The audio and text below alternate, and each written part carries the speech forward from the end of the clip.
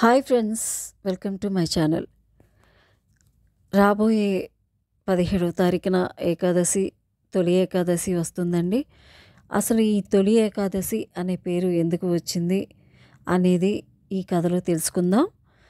ఒక ఏడాదిలో వచ్చే 24 ఏకాదశుల్లో ఆషాఢశుద్ధ ఏకాదశిని తొలి ఏకాదశిగా పిలుస్తారండి.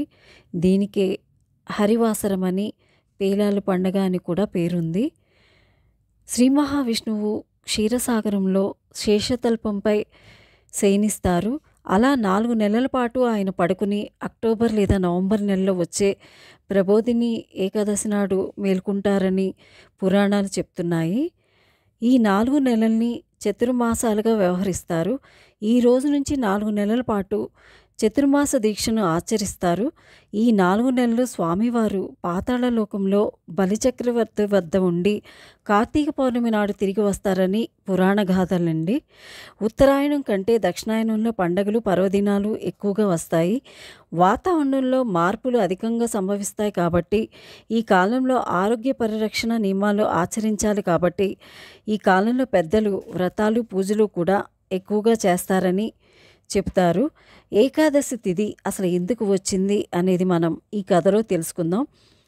కృతయుగంలో మూరాసురుడు అనే రాక్షసుడు బ్రహ్మవరంతో దేవతలను, ఋషులను హింసించడంతో శ్రీ మహావిష్ణువు అతనితో 1000 ఏళ్ళు పోరాడి అలసిపోయి ఓ గుహలో విశ్రాంతి తీసుకుంటుండగా శ్రీహరి శరీరం నుంచి ఓ కన్య ఆవిర్భవించి రాక్షసుణ్ణి అంతం చేసిందంట.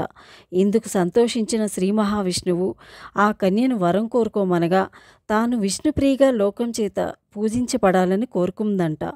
అప్పటి నుంచి ఆమె ఏకాదశి తిథిగా వ్యవహారంలోకి వచ్చిందని చెబుతారు.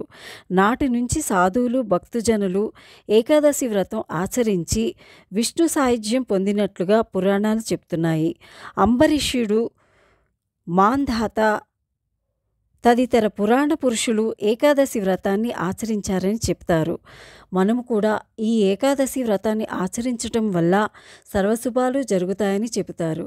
ఈ ఏకాదశిలోపు ఈ కథ విన్నా చదివినా సర్వశుభాలు జరుగుతాయని చెబుతారు. ఈ వీడియో కనుక మీకు నచ్చినట్లయితే, ఈ కథ నచ్చినట్లయితే సబ్స్క్రైబ్ చేయండి, లైక్ చేయండి, షేర్ చేయండి. మళ్ళీ మరిన్ని కథల కోసం తప్పకుండా సబ్స్క్రైబ్ చేయండి. Thank you.